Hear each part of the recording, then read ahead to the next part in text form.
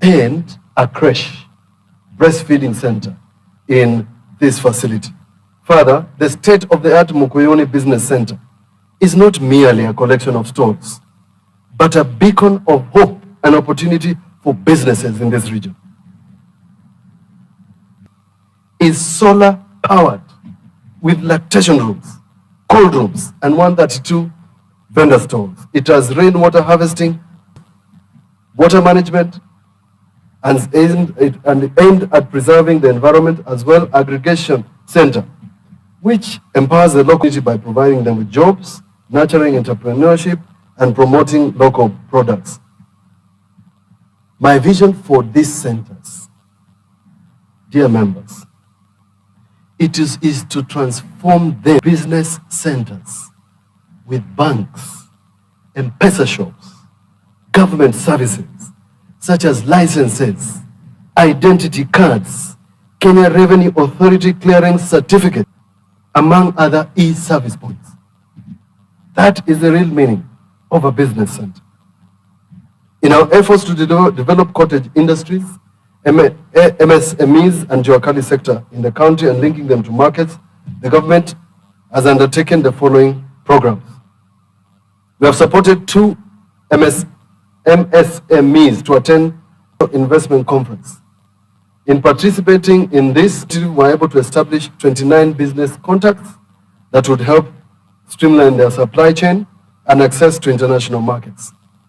In collaborating with the Kenya Export Program and Branding Agency, KEBROBA, carried out an outreach program to assess producers, cottage industries, level of preparedness in the export trade.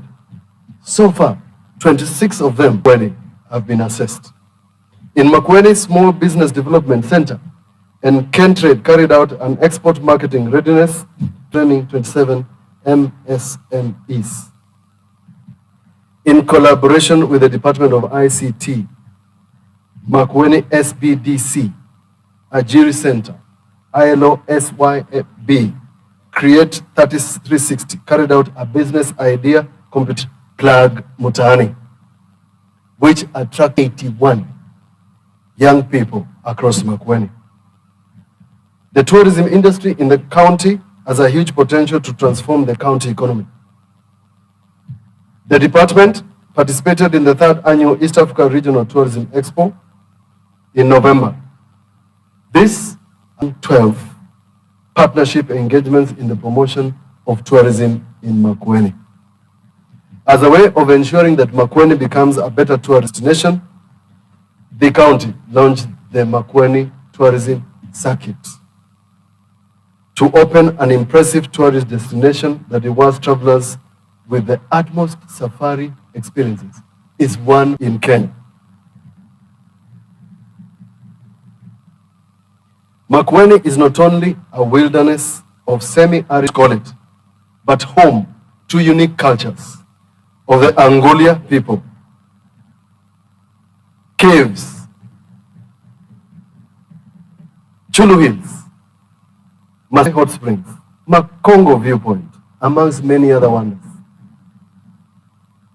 In linking the county to the national landscape within the tourism sector, I seek to advocate for already available infrastructure such as the standard gauge railway, the upcoming Makindu airstrip, the Nairobi-Mombasa highway that opens the county to other regions in the world. This is a way to make MAKUENI a tourism destination. The establishment of MAKUENI Tourism Association shall midwife this sector.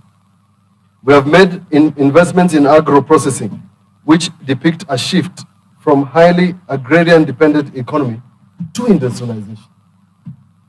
Still remains a huge potential for expanding the manufacturing sector by establishing industrial parks along the SGR corridor, as well as small and medium enterprise park through private investments. We are in a conversation with the export process to establish an EPZ satellite zone in Gumo Ward. The Directorate of Culture, Music and Arts is currently hosting the 96th of the Kenya Music and Cultural Festival at Wote Tech, where 13,000 participants from 29 counties are already in water to showcase their talents. More are registering to participate. Do not miss this once in a lifetime experience in the county headquarters. Our motto for the Kenya Music and Cultural Festival, ni tulete watu wote wote. On the youth agenda, Mr. Speaker, sir, arts, music, and cultural promotion and development.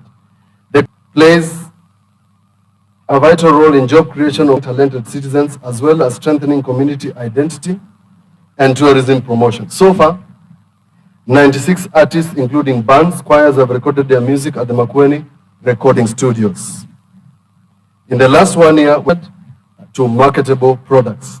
During the year, we've set up another studio. It's called the Ajiri Center for recording and podcasts through partnership with the MasterCard Foundation. This center will now be taken over by the Department of Education and ICT because we have seen the potential of this facility. On sports, members, our young men and women in the sporting industry have elevated the county as a sport.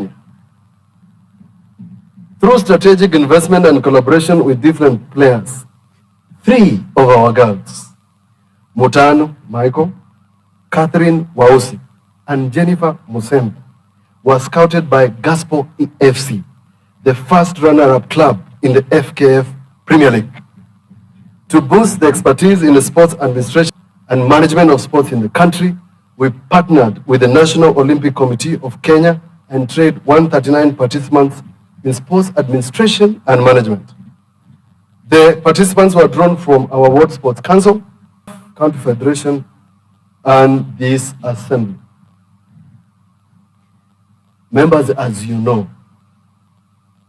we performed exemplary in Berlin, Germany, during the World Special Olympics.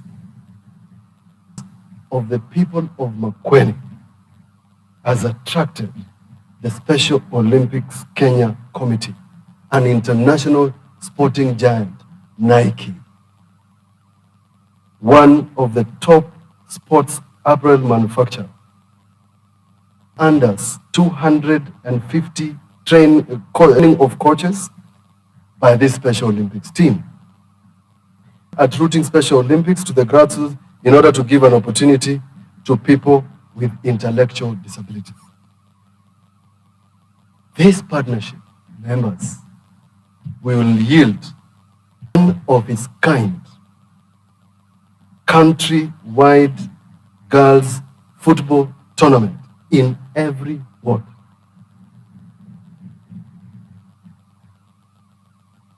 We have also engaged a team that approves marathon.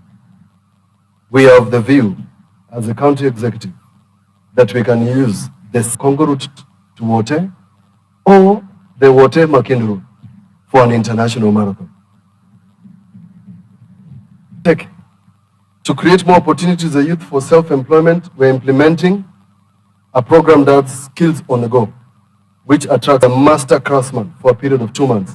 The youth is trained on their area of specialization and afterwards tooled to help them establish own businesses. Under this program, 93 business apprentices were issued with tools in this financial year. Mr. Speaker, on digitization of government services and innovation. Innovation is one of my 4 pillars in achieving development in MAKUENI. We have so far, members, adopted information technology to transform the management operations in MAKUENI. These trials have enhanced service delivery, increased access to government services. One of our transformative achievements is the My County app through partnership with Safaricom. A unique one platform for revenue collection, digitization of all county operations, where residents can access them from any part of the world. Some of these services include paying for parking, business permits, land rates, as well as engaging through seminar governor segment.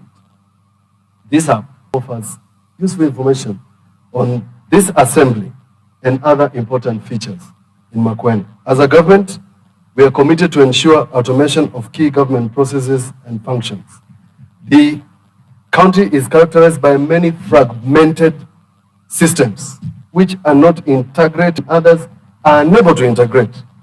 Under the automation, key flags, unified approach to automation will be utilized.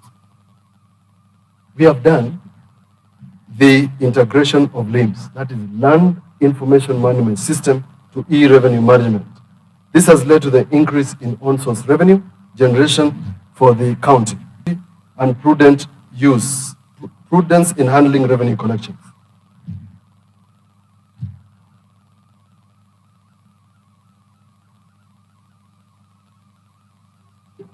Digitized internship application through MAKUENI online attachment application portal. This system provides a convenient online platform for application processing, placing applicants for industrial attachment.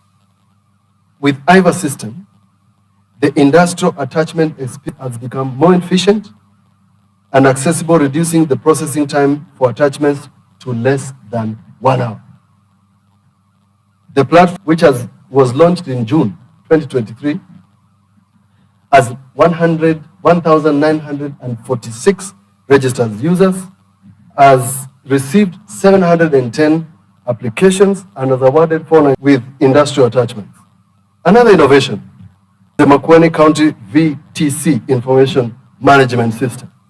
This has brought transparency in management of our 59 VTCs, with key focus on student enrollment, funds disbursements, revenue generation, and asset. Launched in August 2023, has enrolled 4,577 trainees and generates reports on trainee distribution per center, fees payment, amongst other statistics. We have also revamped our county website, sites for departments and knowledge management. The count of MAKUENI has gained more visibility through the organization of our website, social media accounts, live updates, communication of county programs, and development projects. Due to publication of public information in the county information, the development partners have continued looping into MAKUENI. Still in this sector, we have Soko MAKUENI, an online marketing portal aimed at marketing county products and services. We have also developed, tested, and deployed county electronic meeting attendance system, e-attendance register, using QR code technology, which is a great way of making registration process for any event unflexible. This will eliminate common event registration mistakes, such as human errors, often associated with manual registration and audit queries. The ICT department has also developed a plot registration portal, which has and profiling process. 2 weeks ago, the pleasure of participating in the Kenya Innovation Week Commonwealth edition. Mr. Speaker, sir, due to these strides in the ICT, on 23rd of November 2023, the Commission on Administrative of the Ombudsman gave me the Huduma Ombudsman Award, where we were recognized and received the Ugatuzi Award category for leveraging on technology and innovation for enhanced service delivery and social. A day later, the government of MAKUENI, during the 15th edition of CIO Africa, CIO 1100 DX5 Annual Development Symposium Awards, emerged the best digital industry champion. The county of MAKUENI earned a distinguished C0100 Mark Award in recognition of excellence in enterprise IT. The MAKUENI Tech and Innovation Hub was nominated and later awarded the Innovation Award in that category. The award, referred to as the County Government Innovation Hub of the year 22, was given to us early in the year. The hub continues to offer conducive innovation for innovators, entrepreneurs, students, college students. The hub has processed 1,000 innovators, 7 innovators who are the beneficiaries of the innovation have participated in Plug Mtaani program, where 3 were nominated to proceed level with the possibility of winning 10 million shillings.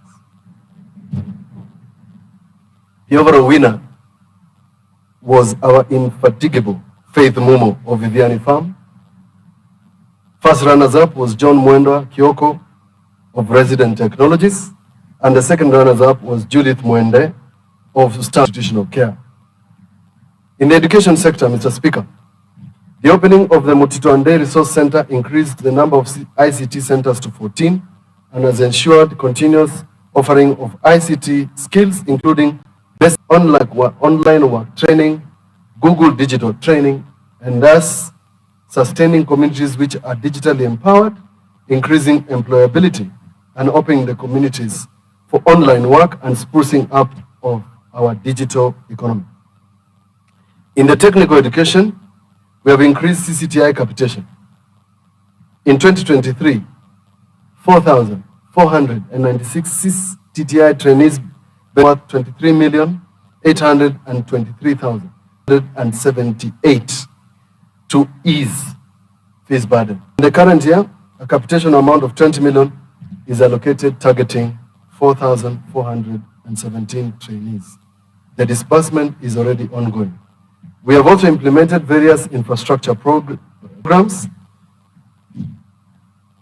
in the CTTI, dormitories, workshop, and equipping them with tools. In ECD, we have constructed classrooms, offices in 34 ECD centers. We have trained 2,144 teachers in digital learning at KBC and distributed 2,058 digital gadgets to support digital learning in 1,197 ECD centers in the country through Edu Kenya.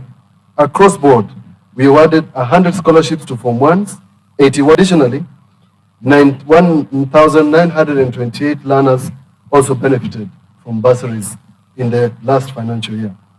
Mr. Speaker, on disaster management,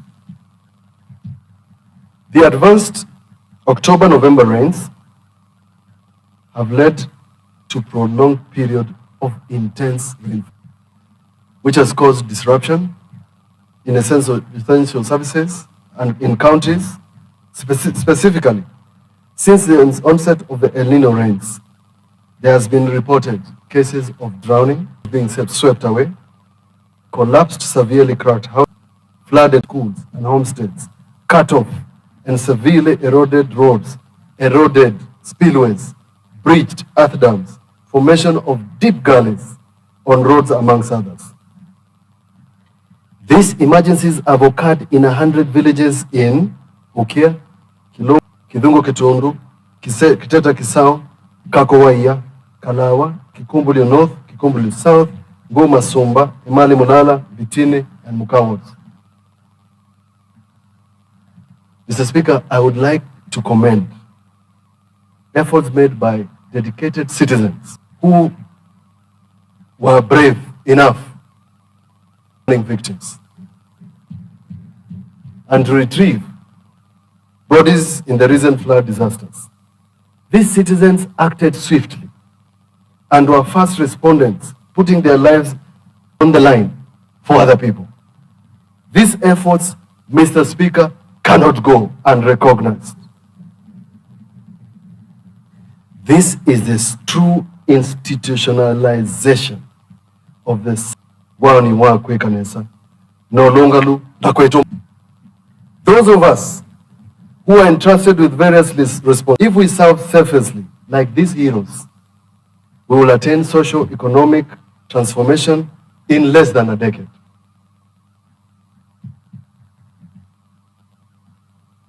With this dedication, we will embody the philosophy of serving with integrity. The community member, number 1, Peter Mwasia, a driver in Sultana Mood, who risked his life, braved the flooding waters of the river, jumped into the river, to rescue 2 people who were stuck in the middle of a fast-moving river. Ruth Mbithe Mulandi. This lady impressed me. She single-handedly saw a body floating in the river. She doesn't know how to swim. She got into the river and the body of one of the ladies who drowned in the now infamous Moani River. These actions truly signify a people who are prepared to sacrifice. To date, ladies and gentlemen and members, the impact of the advanced rains has led to setting up of 5 evacuation camps distributed within the hotspots. Those areas are Kawese in Chakituku, Kavatanzo, Katolie in Kaiti, and Mikululu in Makendo, Kibwezi West County. The current population in these camps is over 300 houses, and the number keeps increasing. Continuous assessment is on impact. We have procured food, non-food items that are being distributed to already established centers. This government shall ensure timely procurement of more food, non-food items to sustain the already established camps, evacuation centers to be established later. In collaboration with Red Cross, we establish an emergency committee for coordination of all emergencies during and after the rains. I urge communities, individuals, visitors in the county to note there is low visibility, wet road surfaces across the county, particularly along. We must avoid the temptation to cross into flooding, raging, and even surging waters by all means. We must advise residents in this area, areas experiencing landslides, mudslides, to relocate to safer grounds. I extend a personal request to this assembly to assist us in this endeavor. I'm aware that various dams have been destroyed in the Department of Roads has prepared a list of dams. The Department of Roads and Water has prepared a list of dams and roads that have been damaged for discussions. All is not lost. Dokuma Dam, our signature dam, is reportedly full. Chamakuthi in Kalawa is full. Kwambo in Magende is also full, amongst others. The Department of Agriculture is in the process of repairing this spillway at Kilombo Dam. Members, I recently committed to have an irrigation project after the completion of Kilombo Dam. We must now consider irrigation because the water in Kilombo Dam lies there without any benefit to the people of MAKUENI. The Department of Water is checking the spillway of Kamonyo in an effort to ensure the erosion does not compromise the dam. I have seen a report on this, and I hope the said report is tabled in this assembly.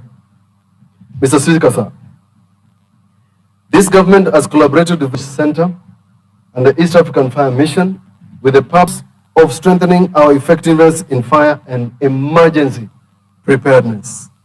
This includes the capacity building of the county emergency response teams and equipping them with essential aqua rescue equipment, which includes scuba rescue boats, air compressor, etc., etc. The county has equipped Makindo Fire Station with a road traffic accident, one of its kind in East Africa, that was fabricated in Kenya and equipped with hydrologic equipment, spreaders, cutters, and a ram that enables easy extraction of and crashed vehicles. The road traffic accident medical vehicle, RTA, is also fitted with medical equipment so that emergency care can be given to accident victims.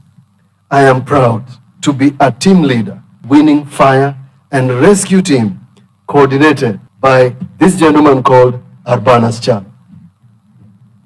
In preparation for the forecast of the El Nino, the county government, as I mentioned before, procured food and non-food items.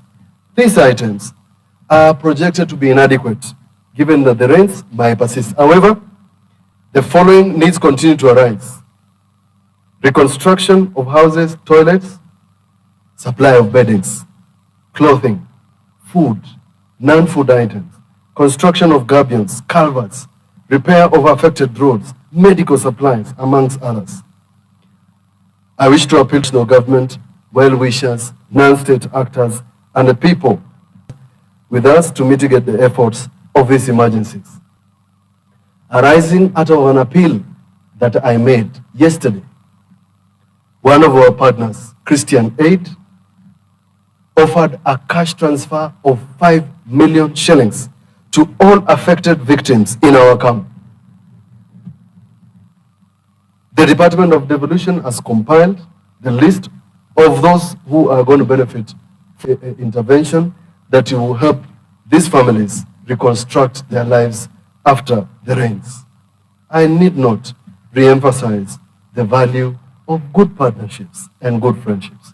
Members, on development of education, capacity development, and accountability, we strengthen the civic education framework through the establishment of a school for devolution and community-led development.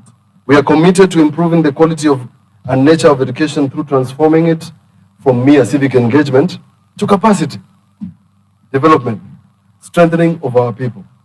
The school, located at MAP, is one of its kind in Africa, second in the world after Mexico.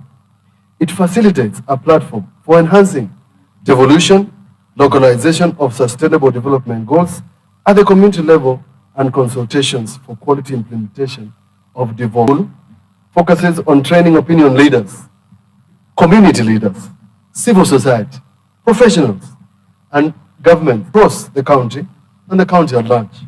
We are happy to host the governments of Madagascar, Zimbabwe, to study the experience of devolution and how it works in MAKUENI. A few days ago, we witnessed the graduation of 35 students.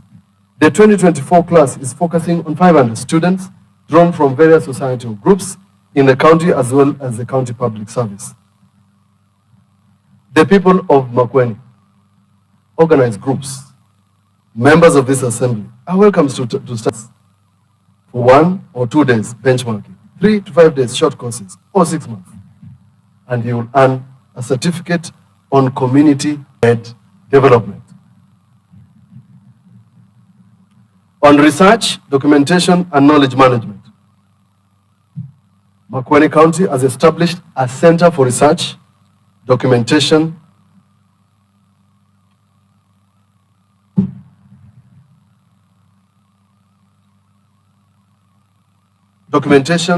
and knowledge management to facilitate research, development, enhancing the culture of knowledge gathering, sharing, and documentation. The resource then provides a student with an array of specific reports, manuals, annual statutory reports, policy briefs and newsletters, speeches, and many devolution-related knowledge assets. This center is open to the public and to the community. The operationalization of the center under the Department of Devolution facilitates the department to ensure one government approach to research, documentation of all county best practices and knowledge. Currently, the center is focusing on the documentation of participatory planning and budgeting alongside documentation of key programs, such as our business center model of market development and annual programs and new knowledge within the public service and the stakeholders. We have set up a central records and information management unit where we have been compiling our data towards digitization. In the same area, we have sensitized 85 and records management and trained 25 champions drawn from all departments. In addition to indigenous knowledge, the county government of MAKUENI organized a cultural fair and exhibition in collaboration with community cultural centers and groups which saw MAKUENI Festival held in June 2023 at Unoa Grounds, bringing together 25 Akamba indigenous food festival exhibitors from all sub-counties and other partners. Scientific documentation of selected cultural and natural heritage sites in museums of Kenya has led to the Lands Resource Center in Mbumbuni, which is being supported Akamba indigenous food at the Food for Thought Festival held in the National Museums of Kenya headquarters in Nairobi from 6 to 2023. This collaboration has facilitated 3 experts from the National Museums of Kenya in the assessment of 3 areas, namely a Mau Mau Detention Center in Gathonzweni Boys, the Mission Church in Kibwezi, and Bitini Catholic Mission Church in Mulala for possible rehabilitation and restoration and resettlements as historical sites. This same collaboration has facilitated 20 members of the Watu Otini traditional music and dance group to perform at Bomas of Kenya during the inaugural Utamaduni Day celebration. Documentation, knowledge sharing, and management shall result in active and development of arts, music, and culture. Members, MAKUENI rolled out the Indigenous Knowledge and Documentation Digitization in collaboration with the Ministry of Tourism, Wildlife, and Heritage through the National Products Initiative, a Kenya Vision project, whose overall promotion and valorization, in other words, value addition of Kenya indigenous knowledge and associated assets. Whilst it was expected MAKUENI would document up to 22 traditional knowledge and cultural assets, MAKUENI managed to register the highest number of traditional knowledge and in Kenya. They registered 63 assets. We have stored the information and we are hoping at a later date, this program will be launched by His Excellency, the President. Civic engagement and development of localization of SDGs. Mr. Speaker, sir, this county has received accolades for its robust citizen engagement. Public participation allows the people of this county living within and outside the country to provide inputs and proposals on policy formulation, development of draft bills, county budgets, development projects and programs in the villages and wards. Over the year, I have emphasized on the role of professionals and retired officers in county decision-making processes in participating in project management and sustainability committees. Key to me.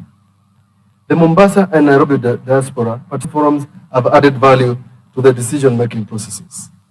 Going forward, I seek to strengthen the inclusion of women, youth, and people with disabilities in our public participation framework. The establishment of the county government printer